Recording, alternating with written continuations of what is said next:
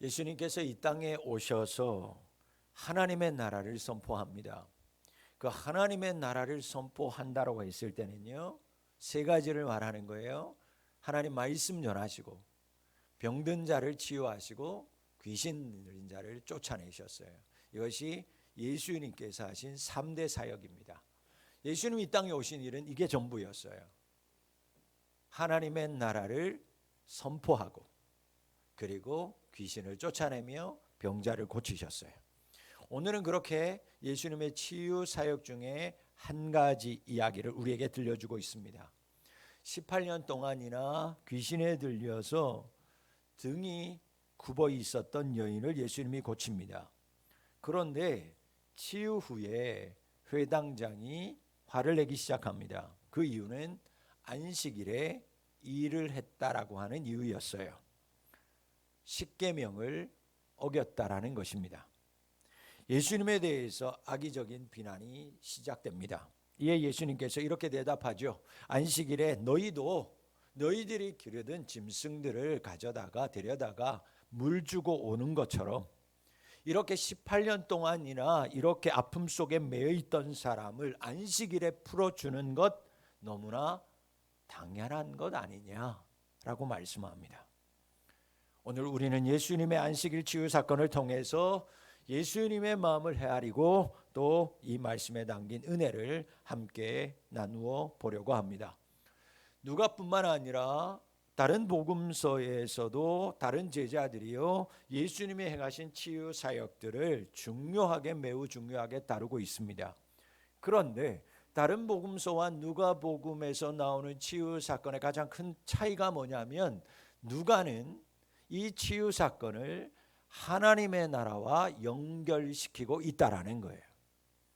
누가는 단순히 하나님께서 병자들을 치유하시고 귀신을 쫓아낸 것으로 끝나지 않고 이 놀라운 두 가지의 예수님의 사역을 하나님의 나라와 연결시켰어요. 자, 이를테면 누가복음 11장에 가보면 예수님께서 말 못하는 귀신을 쫓아냅니다. 그리고 그 귀신을 쫓아내신 후에 이렇게 말씀했어요. 누가복음 11장 20절입니다. 내가 만일 하나님의 손을 힘입어 귀신을 쫓아낸다면 하나님의 나라가 이미 너희에게 임하였느니라. 귀신 쫓아냈다면 이미 너희들 안에 무엇이 임했다고요? 하나님의 나라가 임한 거야. 여러분 17장에 나병 환자 10명을 예수님께서 치유하는 장면이 나옵니다. 그래서 하나님께서 그들에 있는 귀신을 다 쫓아내신 후에 이렇게 말씀했어요. 누가복음 11장 20절 21절 말씀입니다. 그러나 내가 만일 하나님의 나라는 볼 수 있게 임하는 것이 아니요 또 여기 있다 저기 있다고도 못하리니 하나님의 나라는 너희 안에 있다. 병자를 치유한 이후에 하나님께서 그들에게 너희들 안에 하나님의 나라는 여기 있다 저기 있다 보이는 게 아니고 이미 너희들 치유받았다면 하나님의 나라가 너희들 안에 있는 거야 라고 말씀하는 거예요. 예수님이 치유하는 사건마다 예수님이 치유의 사건마다 하나님의 나라를 언급합니다. 오늘 본문 말씀도요 18년 동안이나 이렇게 한 번도 허리를 펴보지 못하고 요즘 말로 말하면 극심한 관절염 때문에 꼬부라져서 18년 동안 어떤 약을 쳐봐도 어떤 병원을 다녀봐도 허리 한번 펴보지 못했던 한 여인이 예수님께서 말씀에 치유를 합니다. 고침받았어요. 그리고 회당장의 이야기가 이어지죠. 그리고 바로 그 다음 이야기를 여러분들이 성경을 통해서 확인해 보면 예수님께서 누룩의 비유를 말씀합니다. 그리고 하나님께서 겨자씨의 비유를 바로 이어서 얘기합니다. 그러면서 하나님께서 이 치유 사건과 연관해서 겨자씨와 누룩의 비유를 말씀하시면서 바로 하나님의 나라는 이런 겨자씨와 누룩과 같이 퍼져나가는 것이다 라고 말씀하는 거예요. 여러분 왜 이렇게 하나님이 치유하실 때마다 하나님의 나라를 언급하셨을까요? 치유와 귀신을 쫓아내는 것과 병 고치는 것과 하나님의 나라는 도대체 어떤 연관, 어떤 관계가 있을까요? 당시 유대인들은요 사람이 몸에 병이 들면 이렇게 생각했습니다. 하나님으로부터 왔다. 이것을 주장한 사람이 이기동 귀신론이었어요. 그래서 사람이 감기만 들어도 귀신 들려서 감기가 들었다라고 생각한 거예요. 그래서 이단으로 정죄받은 거고 지금까지도 그렇게 한 거예요. 당시 유대 사람들이 그렇게 생각했어요. 몸에 병이 오면 이 병은 그냥 온 게 아니라 하나님으로부터 온 거다. 그러면 왜 병이 들까? 왜 병이 들까? 그 사람이 죄를 지었거나 아니면 최소한 그 부모가 죄를 지어서 하나님이 벌 주기 위해서 그들에게 병을 주고 귀신 들리게 하셨다. 특히나 난치병이나 불치병일 경우에는요, 알 수 없고 알지도 못하는 죄로 인한 심판의 결과 하나님이 심판했기 때문에 그런 불치의 병이 걸렸다라고 생각했습니다. 자, 그러면 그 사회는 어떻게 될까? 병들면 그 사람은 하나님 앞에 심판받았고 저 사람이 죄를 지어서 그런 거야 라고 인식하니까 죄 지은 사람으로 보는 거예요. 그러니 아픈 사람은 그 유대 사회에서 부정한 사람이 됩니다. 사람들이 가까이 하지 않습니다. 따돌리기 시작합니다. 그러니 병자에 대해서 좋은 시선이 있을 수가 없죠. 오늘 본문에 이 여인에 대해서도 귀신 들렸다라고 표현합니다. 여러분, 진짜 귀신이 들렸는가? 그렇지 않은 경우가 훨씬 많습니다. 여러분, 영적으로 귀신이 들려서 이렇게 이 사람이 힘들어 한다라기보다는 당시의 유대인 사람들은 병이 들면 그냥 관용적으로 저 사람 귀신 들렸다라고 표현했어요.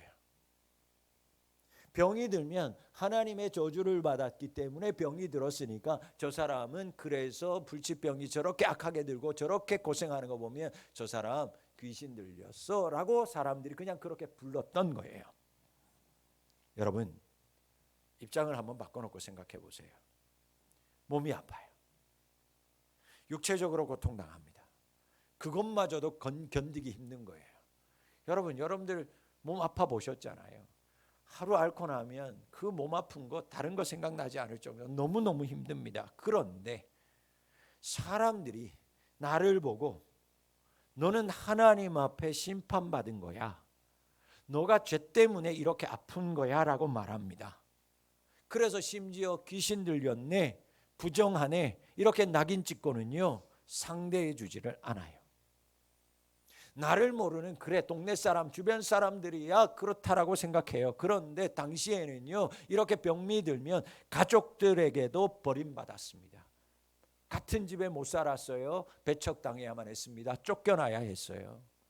그러니 병이 드는 순간, 그래서 낫지 않고 앓는 동안은요 가족으로부터 심지어 교회로부터도 배척당해야 했고 다른 곳으로 추방당해야 했습니다. 여러분, 살아있는데 산 사람 취급 못 받았어요. 귀신 들린 사람 취급 받았습니다. 육체적인 고통보다 정신적인 고통이요 상상할 수 없을 정도였어요. 병들었다 그러면 그 당시에는요 사회에서 사형 판결 받은 것과 다를 바가 없었습니다. 옛날 우리나라 어머님들이 아이 낳지 못하면 이유여하를 막론하고 자식 때문에 자기 아들이 아니라 며느리 때문이라고 그래서 구박받고 칠거지약 쫓겨나는 그런 사회 구조, 이스라엘이 병들면 그런 사회였다라는 것입니다. 여러분, 유대 사회에서 병이 들었다? 그건요 인간의 존엄성을 박탈당하는 상태에 놓이는 거였어요. 그런 시대에 예수님이 오셨어요. 그래서 예수님께서 하신 일이 뭐냐? 병자들을 치유하셨고 귀신들을 쫓아내신 거예요. 여러분, 예수님께서 이 사역을 하신 이유, 병든 자들 고치고 귀신을 쫓아내신 이 사역은 존엄성을 잃어버린 인간들, 아니 지금 병들어서 아픈 육체보다 정신적으로 종교적으로 사형 판결을 받은 사람들에게 주어지는 놀라운 하나님의 은혜의 사건이었습니다. 예수님의 치유 사건은 질병은 곧 하나님의 형벌 심판이라고 생각하는 사람들을 향해서 하나님의 놀라운 사랑과 용서가 주어지는 사건이었다라는 거예요. 여러분, 예수님이 이 땅에 왜 오셨어요? 예수님이 이 땅에 내가 왜 왔는지 본인 스스로가 밝히신 문장이 있습니다. 예수님이 이 땅에 오신 목적, 그것을 사명 선언문이라고 얘기합니다. 여러분, 우리가 태극기에다가 옛날에 뭐 이거 했잖아요. 요즘 안 할걸요, 그렇죠? 우리 다 뭐 처음에 뭐였죠? 이제 뭐 나는 그거 봐요. 몇십 년이 지나도 하잖아요. 나는 자랑스러워. 야, 무섭다. 이거 다 외웠어요. 그리고 옛날에 그것도 이거 있잖아. 뭐예요? 아니, 애국가 말고 국민교육헌장, 그것도 다 외웠어요. 교육이 무서운 건데 우리나라는 이렇다. 우리는 이렇게 살아간다. 사명선언문과 같은 거예요. 예수님께서 나는 이 땅에 이렇게 왔어 라고 사명선언문을 선언한 게 바로 같은 누가복음 4장 18절 19절에 담겨 있어요. 자, 예수님이 왜 오셨는지 보세요. 같이 함께 합독합니다. 시작. 주의 성령이 내게 임하셨으니 이는 가난한 자에게 복음을 전하게 하시려고 내게 기름을 부으시고 나를 보내사 포로된 자에게 자유를, 눈먼 자에게 다시 보게 함을 전파하며 눌린 자를 자유롭게 하고 주의 은혜의 해를 전파하게 하려 하심이라 하였더라. 예수님 이것 때문에 오셨다라는 거예요. 그래서 가난한 자들한테 복음 전했어요. 그리고 병든 자들을 치유해서 포로된 자에게 자유를 주신 거예요. 그래서 나는 그들에게 은혜를 전하러 왔다. 예수님은 이것 때문에 이 땅에 오셨어요. 여러분, 여인에게 치유가 임하는 이 순간, 이 예수님의 말씀대로 이 여인의 육체, 정신, 종교적으로 억눌려 있던 포로된 것에서 자유를 얻는 순간이었습니다. 여인은 이 순간 메시아 구세주를 경험했고요, 하나님의 나라를 경험하는 순간이었어요. 여러분, 이렇게 한 사람의 치유는 단순히 그 사람에 있는 육체의 질병을 고쳐주고 귀신을 떠나보내주는 그런 해결이 아니라 그 한 사람의 삶을, 즉 생명을 살리는 일이었습니다. 여러분, 이웃과의 끊어졌던 관계, 가족 간에 끊어졌던 모든 관계가 이 예수님의 치유 사건을 통해서 회복된 거예요. 즉 하나님의 나라가 그의 생명 가운데, 그의 가정 가운데, 그의 구하는 거처 가운데 임하였다라는 것입니다. 단순한 육체의 회복을 넘어선 하나님의 나라를 경험하는 일이었어요. 자신뿐만이 아니라 주변에 있는 모든 사람들에게 기쁨과 감사와 행복이 넘쳐나는 순간이었어요. 그래서 예수님은 한 사람의 육체의 치유가 단순한 치유가 아니라 하나님의 나라가 임한다라고 말씀하신 거예요. 사랑하는 성도 여러분, 우리 모두 연약한 육체를 지녔어요. 여러분, 모두 다 말은 안 하지만 다 가지고 있는 그 아픔, 질병들을 우리가 몸에 지니고 있습니다. 때로는 사진은 멀쩡해 보이지만 속 안으로 병들어서 마음의 병을 앓고 있는 사람이 한둘이 아니에요. 그러므로 오늘 우리에게도 예수님의 치유가 나타나야 할 줄 믿습니다.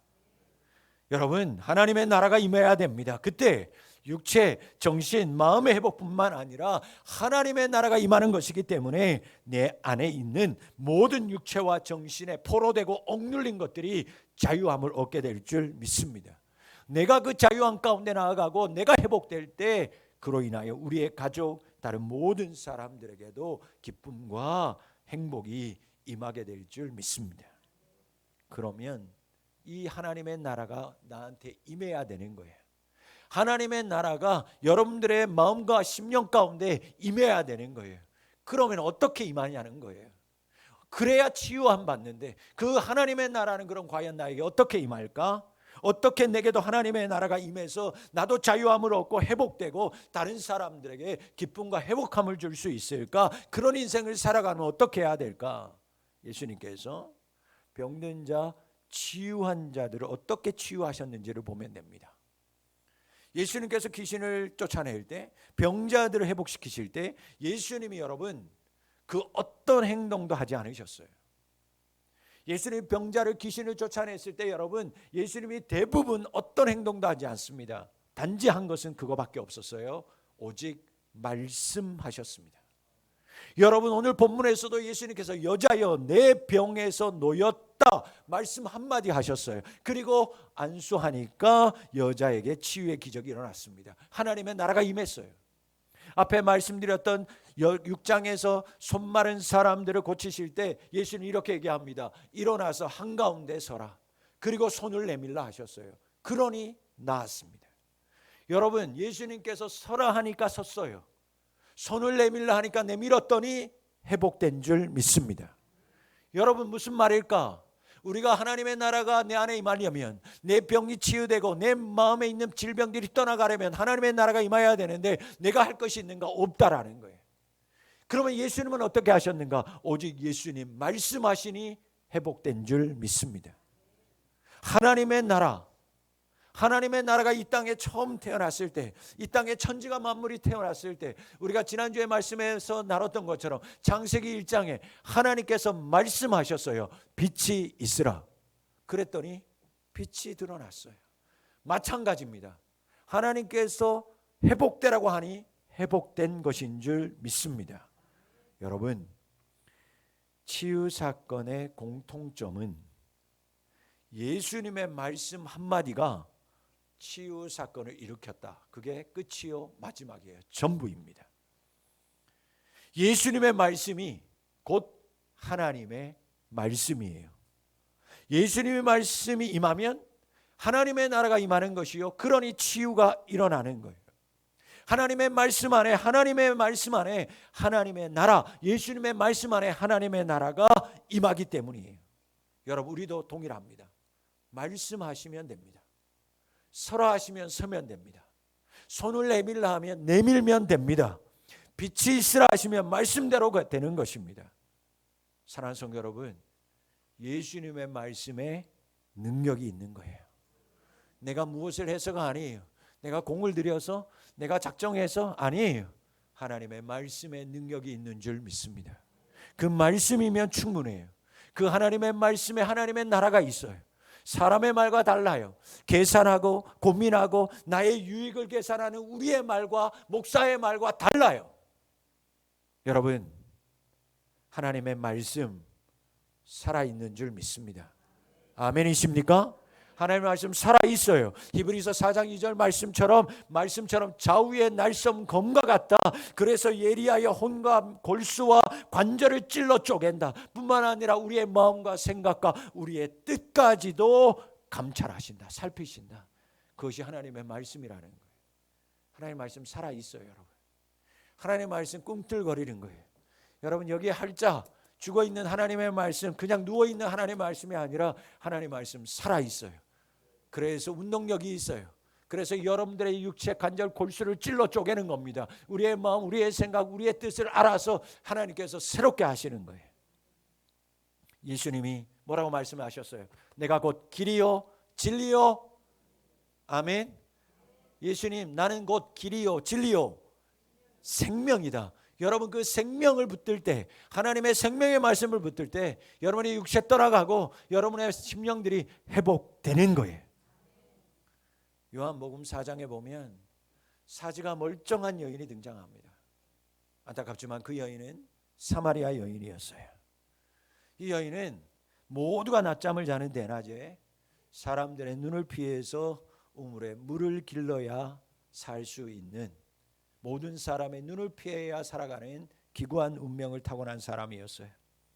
실제 그 여인 이 남자 저 남자를 전전하며 살았습니다. 본인도 죄인이라는 것을 알아서 자신이 오히려 사람들을 피했고 사람들도 그 여인을 피하고 죄인이라 여기며 살았어요. 여인 고개 한번 제대로 들지 못하며 살았습니다. 멀쩡했어요. 아름다운 여인이었어요. 그러나 그의 마음은 이미 병들어 죽어가고 있었습니다. 그런데 예수님께서 일부러 이 여인을 만나러 이 우물가에 찾아옵니다.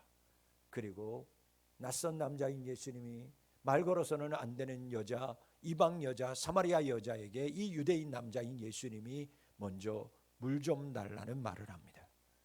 그리고 예수님께서 그 여인에게 이렇게 말씀하셨어요.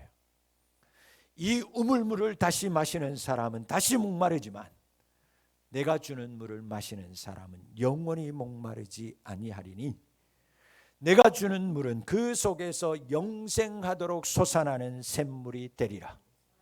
그때 그 여자가 깜짝 놀랍니다. 그 물 나에게 좀 주십시오.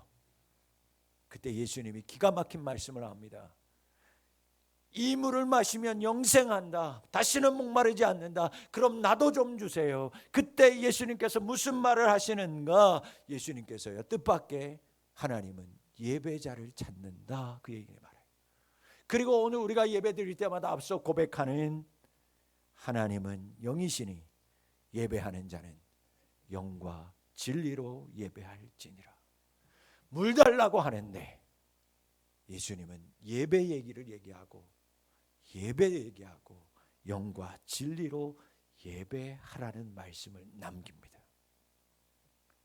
사랑하는 성도 여러분, 오늘도 예수님은 우리에게 말씀으로 찾아오셨습니다. 그분의 음성을 우리는 들어야 돼요. 마이크를 타고 들리는 오세영 목사의 설교 말씀이 아니라 저의 말씀을 타고 들려지는 여러분의 심령에 울리는 하나님의 말씀이 여러분들 가운데 들려져야 할 줄 믿습니다. 그때 살아나는 거예요. 그때 목마르지 않는 삶을 살아갈 수 있어요. 그러니 여러분, 그분을 예배하며 사실 수 있기를 축원합니다. 예수님의 말씀을 들으시기를 바랍니다. 그리고 서라 하면 서고 내밀라 하면 내밀고 여러분에게 들려지는 그 주님의 음성에 순종하며 사실 수 있기를 바랍니다. 그것이 하나님의 나라가 임하는 것이요, 그때 여러분의 배에도 생수의 강이 흘러나는 치유와 회복의 역사가 일어나게 될 줄 믿습니다. 말씀을 들을 때 예수님의 말씀이 말씀으로 임하는 순간 육체와 마음 안에 치유와 회복이 일어납니다. 하나님의 나라를 경험하게 되고 이 기쁨 나에게서 끝나는 것이 아니라 기쁨과 행복한 일이 이웃들에게도 가족들에게도 일어나게 돼요. 이 일이 일어날 수 있기를 주의 이름으로 축복합니다. 예수님이 말씀했어요. 하나님의 나라가 임하니까 이 여인이 육체가 회복되었습니다. 뿐만 아니라 단절되었던 눌려있던 여인의 삶이 회복되고 모든 사람들이 모두 다 기뻐하기 시작했어요. 그런데 안타깝지만 이 기쁘고 행복한 일에 동참하지 못하는 사람들이 있었습니다. 이 기쁘고 행복한 일이 모두의 것은 아니었다, 그 얘기입니다. 뜻밖의 일이 터지죠. 회당장이 이것을 본 후에 예수님에게 악의적인 비난을 퍼붓기 시작합니다. 말로는 사람들을 꾸짖었어요. 왜 다른 날도 많은데 굳이 안식일 날 와서 이렇게 치유받느냐. 예수님 들으라고 하는 얘기예요. 다른 6일 날 열심히 치유하고 안식일에는 쉬어야죠. 십계명을 어기는 건데 이건 하면 안 되는 겁니다. 죄입니다. 예수님께 시비를 걸었어요. 여러분, 안식일이라고 하는 건 유대인들에겐 엄격한 그 법률 자체였습니다. 안식일을 지키지 않는다? 마치 병자들이 따돌림 당하는 것처럼, 폐쇄 당하는 것처럼 안식일을 안 지킨다? 유대인 사회에서는 여러분 상상하지 못하는 거였어요. 안식일을 왜 시작했을까? 출애굽기 20장, 신명기 4장을 보면 하나님이 법으로 주신 거예요. 안식일을 거룩하게 지켜라. 그런데 출애굽기 20장과 신명기 4장의 출애굽에서 그리고 안식일 법을 보면 조금 뉘앙스가 좀 다르긴 해요. 여러분들이 이해했기를 바라는데 설명을 들으면 좀 이해할 수 있어요. 자, 그들이 하나님의 율법을 받고 그래서 출애굽기 20장, 신명기 4장을 거치면서 안식일이 이렇게 거룩하구나 말씀으로 붙들었어요. 은혜로 살았어요. 그런데 이 말씀만으로는 안식일이 그들 가운데 몸으로 새겨지지 않았어요. 특별한 사건, 그들이 이렇게 안식일을 지킬 수밖에 없었던 그들의 역사적인 경험이 이 안식일을 이들이 거룩하게 지키게 만들었어요. 그게 뭐냐? 첫 번째, 출애굽의 사건이었습니다. 여러분, 이집트에서 430년 동안 노예로 살았어요. 7일 동안 뼈 빠지게 일합니다. 그렇게 죽어나가도 아무도 알아주는 사람이 없어요. 노예로 사는데 자신들의 주인인 이집트 사람, 애국 사람들은요, 쉬라는 소리를 안 합니다. 근데 예수님께서 그들을 출애굽시키신 후에 율법을 주는데 4계명에 안식일을 거룩하게 지키라는 거예요. 그런데 줄무를 보니까, 안에 보니까 거기에는 내 남종, 여종 뿐만 아니라 일하는 수고하는 가축들도 다 쉬어야 된다. 여러분, 이스라엘 백성들 입장에서는 이 말씀은요, 복음이었어요. 430년 동안 뼈 빠지게 7일 동안 일하던 이스라엘 백성들에게 안식일을 지켜야 돼. 그래야 생명을 얻을 수 있어. 쉬어야 돼 무조건. 이 말이요, 얼마나 뼈저리게 느껴졌겠어요. 그러니 그들은 십계명을 지키며 살 수밖에 없었던 겁니다. 안식일의 쉼은 그냥 단순한 제도가 아니었어요. 생명을 위한 거였고요. 살기 위해서는 쉬어야 하니까 쉬는 말씀, 귀한 믿음으로 받아들였던 거예요. 그러다가 이스라엘 백성들이요, 이 안식일의 법을 이 출애굽 20장으로 가져오다가 매우 더 빡세게 안식일을 지켜야 된다라고 역사적으로 경험한 사건이 무엇이냐? 바로 바벨론 포로의 사건입니다. 여러분, 이스라엘 백성들이 바벨론으로 포로로 잡혀갔을 때 대부분이 누가 잡혀갔냐? 평범한 사람 안 잡아갔습니다. 지도자급들만 다 잡아갔어요. 나머지는 그냥 이스라엘 여기다 내버려 두고 백성들은 그냥 두고, 여러분, 그 모든 지도자들, 대단한 사람들, 그 사람들만 다 데리고 바벨론으로 잡아갑니다. 그래서 여러분들이 이렇게 생각했어요. 바벨론에서 잡혀간 사람들이 고민에 빠졌습니다. 왜? 이스라엘은 하나님 앞에 선택받은 백성이었어요. 하나님 앞에 기름 부음 받은 백성이어서 제사장 나라였어요. 그러면 그들이 무엇해야 됩니까? 하나님의 영광을 받고 온 세상을 다스리는 게 당연한 거예요. 하나님 앞에 택한 백성이, 하나님이 택한 자녀들이 온 세상을 다스려야죠. 그런데 어떻게 합니까? 종으로 팔려갔어요. 이게 말이 안 되는 거 아니겠어요? 그러니 이것에 대한 해석이 필요했습니다.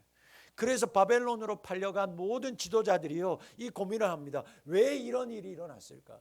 우리가 하나님의 백성으로서 다스려야 되는데 종으로 산다고? 이게 어떻게 이런 일이 일어났을까? 결론이 뭘까? 우리가 안식일을 범하였기 때문이다. 이 결론에 이릅니다. 맞아. 우리가 우상 숭배하고 안식일을 거룩하게 지키지 않아서 우리가 이렇게 다스리지 못하는 자, 오히려 다스림 받는 종이 된 거야. 결론을 내려요. 바벨론의 포로에서 돌아왔어요. 이스라엘 백성들 어떻게 살았을까요? 안식일을 범해요? 그러면 또 종이 될 텐데 철저하게 지켜요. 철저하게 지킨 것을 뛰어넘어서, 여러분, 포로기 이후의 문서들을 보면 어디까지 가냐면, 안식일에 일하면 안 되잖아요. 그러면 뭐 하기 시작하냐면, 그러면 무엇은 일이고 무엇은 일이 아니냐를 구분하기 시작합니다. 자, 여기서 저기까지 걸어가는 건 일일까 일이 아닐까? 여기까지 고민하기 시작했어요. 그래서 안식일에 겨드랑이에 조금이라도 땀이 났다? 오늘 주방부 다 일한 거예요. 안식일 범했어요. 그럼 쫓겨나야 되는 거예요. 불 앞에서 불을 피워요? 큰일 납니다. 일한 거예요. 그래서 지금 엘리베이터 안식일 날 유대인들은 다 끄는 거예요. 지금도. 걸어가는 건 어디까지 걸어가야 일이 아니고 어디까지 걸어가면 일일까? 그것들을 이 사람들이 연구하기 시작했어요. 그래서 일과 일 아닌 것을 구분합니다. 심지어 세부 사항을 규정을 만듭니다. 하나님이 안식일을 주는 의도는 다 잊어버리고 세부 규정에 더 집착합니다. 그래서 얼마나 하나님의 말씀을 이들이 많이 알아요? 성경을 펴기 시작합니다. 구약을 펴서 하나하나 나누기 시작합니다. 성경에서 하라는 것 365개다. 성경을 보니까 하지 말라고 하는 것 248개다. 총 613개 항목을 다 적어놔요.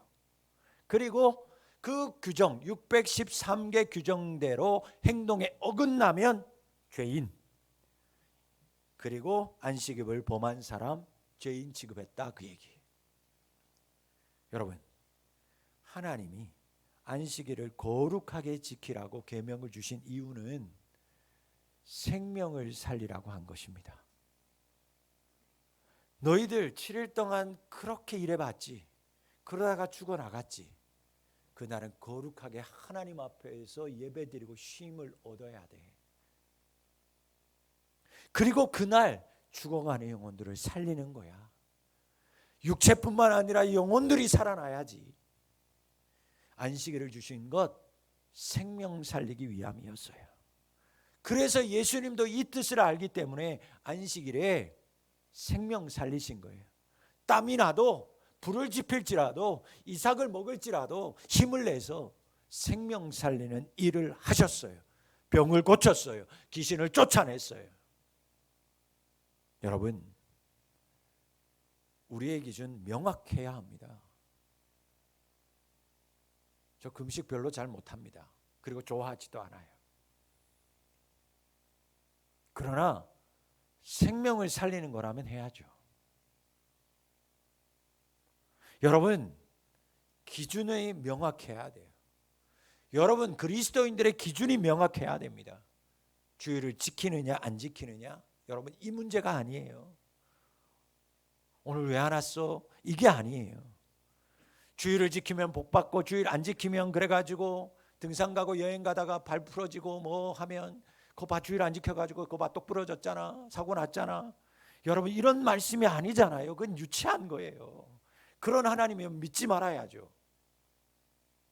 아, 그러면 우리 목사님은 주일날 마음대로 해도 되는구나. 또 이렇게 유치하게 또 해석하는 사람들이 있어요. 들어보고 판단하세요. 기준은 여러분들에게 있습니다. 여러분, 왜 주일을 지키라고 할까? 왜 제발 주일을 생명처럼 여기라 할까? 여러분, 그 기준이 나는 장로고 나는 집사니까 권사니까 내가 주일 안 나가고 안 지키면 목사님 또 눈치 보이고 성도들 눈치 보이고, 여러분 그게 나도 모르는 기준이 되어버렸다면, 반대로 나는 뭐 직분도 없어, 나는 교회에서 뭐 알아봐 주지도 않아, 그러니까 나 하나 빠져도 아무렇지도 않아, 그게 기준이라면 그거 정말 불쌍한 기준입니다. 그게 여러분들의 기준이면 정말 불쌍한 거예요. 여러분, 바쁘면 바쁘니까 주일 안 지키고, 오늘은 안 바쁘니까 지켜, 그게 기준이라면 불쌍한 거예요. 나는 모태신앙이라서 어릴 때부터 주일날은 교회 안 가면 엄마 아빠한테 뼈다귀 안 추리게 맞아 죽었어요. 나도 모르게 그래서 교회 다니게 됐어요. 그리고 주일날은 어디 가면 안 될 것 같아요. 그게 기준이면 불쌍한 거다, 그 얘기입니다. 여러분, 왜 주일 지켜야 할까? 목사가 그 기준이 예배 숫자가 오늘은 몇 명일까, 오늘의 헌금이 얼마일까, 그거 기준 되면 그 목사 불쌍한 목사고 그 교회 불쌍한 기준으로 살아가는 교회예요. 왜 예배 드립니까? 왜 주일 지켜야 될까? 나의 생명을 살리는 일이기 때문인 줄 믿습니다. 그거 한 가지 기준으로 예배 드리는 거예요. 내가 왜 이렇게 비가 오고 모든 사람들이 야외에서 등산 가고 여행 갈 때도 내가 주일만큼은 하나님 앞에 나와서 예배 드릴까? 그것이 나를, 생명을, 나의 영혼을 살리는 생명이라는 것을, 기준이라는 것을 알기에 모든 사람들이 유혹하고 아무리 금은보화로 유혹해도 나는 거부합니다. 나는 주일 하나님 앞에 나와 예배합니다. 영과 진리로 예배해야 내가 사니까, 아니면 또 죽으니까 나는 예배합니다. 그건 이 기준이 될 때 하나님의 나라가 임하게 될 줄 믿습니다. 여러분,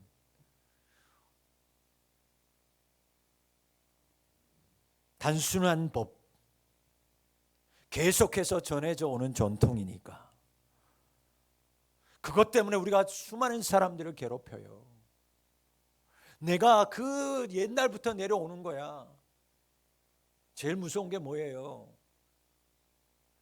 여러분, 노회, 총회 가면요, 제일 무서운 말이 뭔지 압니까? 법이요 이러면 다 끝나요. 아무리 여기서 좋은 말을 하고 뭐 좋은 얘기를 하고 좀 진취적이고 생명적인 얘기를 아무리 해도요, 저 뒤에서 한 어른이 의장, 법이요, 끝이에요. 이미 그렇게 법에 기록되어 있으니 의논할 필요 없다 그겁니다. 뭘 더 의논하냐는 거예요. 필요 없다라는 거예요. 여러분, 그 법 고민해서 만든 좋은 법이죠. 그러나 그 기준이 생명에 부합하지 않는 시대 속에 살아있는 법이라면 죽이고 새로운 법을 만들어야죠. 여러분, 우리가 그렇게 살았어요. 어쩌면 교회가 그렇게 살았어요. 단순히 법이니까, 계속 내려오는 교회의 전통이니까 우리는 그거 가지고 누군가를 괴롭혔어요. 그래서 누군가를 고립시켰어요.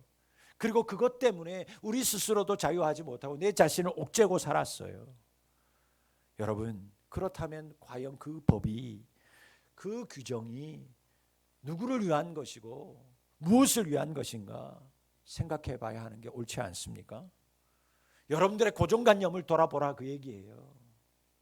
나의 고정관념이 혹시라도 다른 주변 사람들, 내 자식들에게 불편하게 하고 있는 것은 없는가?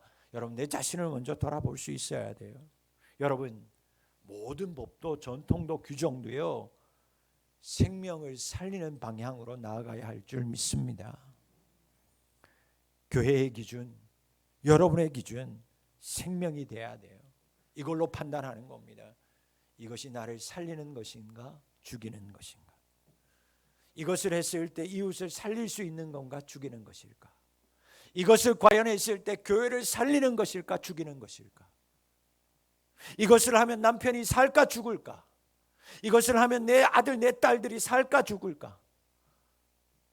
그게 기준이 돼야 돼요.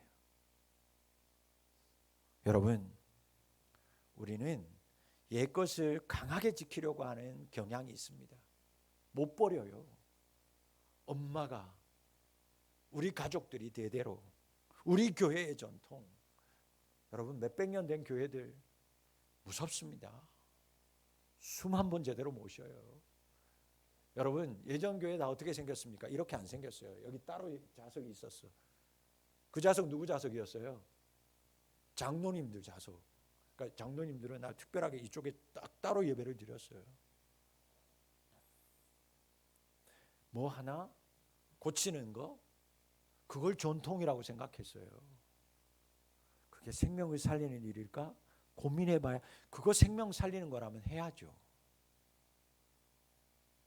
여러분, 자신이, 우리는 경험한 것만이 정답이라고 생각합니다. 제가 가끔 얘기합니다. 부서든, 여러분들 회사에서도, 직장에서도 회의하잖아요. 교회에서도 회의합니다. 여러분, 회의는 왜 할까요? 여러분, 회의 왜 하나요?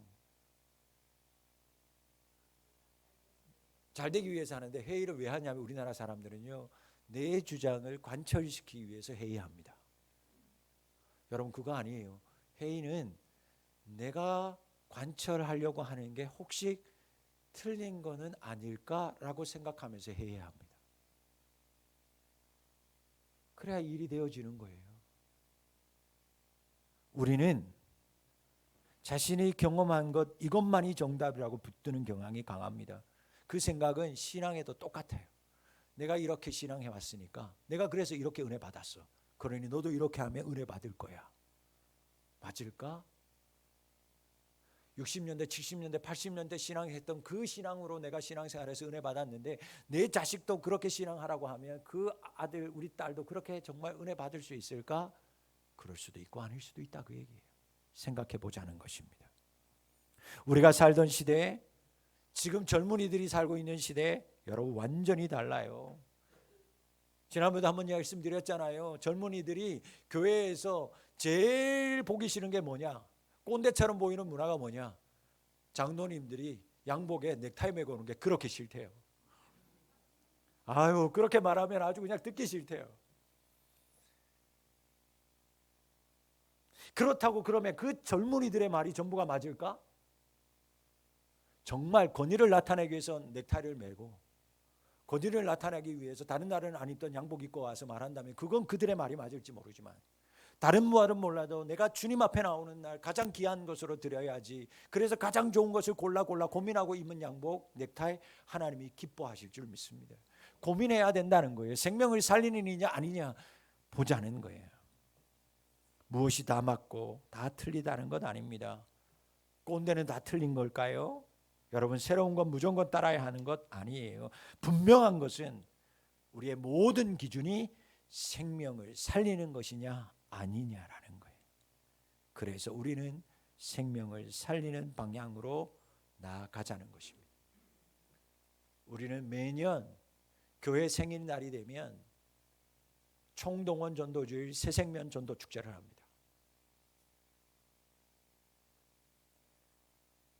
하나님께서 세우신 이 교회가 하나님 앞에 생일 선물로 무엇을 드리면 하나님이 가장 기뻐할까?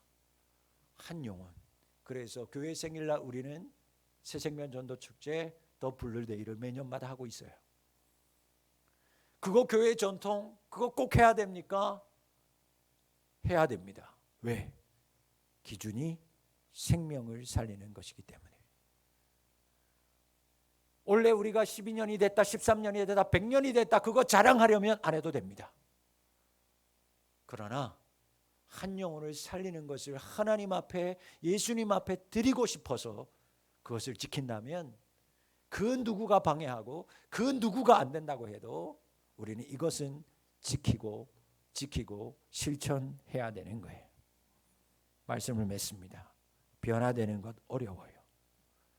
우리가 나아가려고 해도, 내가 변하려고 해도 발버둥 쳐도 쉽지 않아요. 방해하는 게 많아요. 내 스스로도 변해야지. 여러분, 쉽지 않아요. 그래서 성령의 충만함이 필요합니다. 성령님이 역사해야 돼요. 우리의 심령 가운데 메말라지고 옛것을 붙들고 있는 옛사람 된 나의 심령 가운데 성령의 바람, 성령의 불이 임해야 돼요. 도무지 변화되지 않을 것 같은 내 마음, 내 육체, 내 심령, 우리 교회 가운데 성령이 역사하면, 성령의 바람이 불어오면, 성령의 불이 임하면 하나님의 뜻을 알게 됩니다. 하나님 나라 임하게 됩니다. 내가 살게 되고 남을 살리는 역사가 나타나게 될 줄 믿습니다. 우리 푸른 비전 교회가 생명을 살리는 기준을 가지고 생명을 살리는 교회 될 수 있기를 소망합니다. 나의 것, 우리의 것 고집하지 말고 오직 성령의 역사를 구하고 바라보면서 기대하면서 항상 우리 안에 성령의 바람이 불어올 수 있도록, 성령의 불이 임할 수 있도록, 그래서 생명을 살리는 일에 온 힘을 다할 수 있는 우리 교회가 될 수 있도록 성령님 임하여 주셔서 성령으로 부흥하는 교회가 되게 도와 주시옵소서. 이곳에 들어오는 모든 자들마다 생명이 기준되어서 하나님의 말씀이 임하고 예배함으로 말미암아 저들의 지친 육체와 영혼들과 마음들이 다 고침받고 회복되게 도와 주시옵소서. 오늘 하나님의 말씀이 여러분의 육체와 심령 가운데 임할 수 있기를 주의 이름으로 축원합니다. 우리 모두가 생명이 기준되어 살기를 원합니다. 그때 주님의 역사가 이곳에 일어날 거예요. 여러분의 삶 가운데 나타날 것입니다. 그리고 여러분들의 몸과 마음의 역사가, 치유의 역사가 불같이 바람같이 일어나게 될 줄 믿습니다. 기도합니다. 하나님 아버지,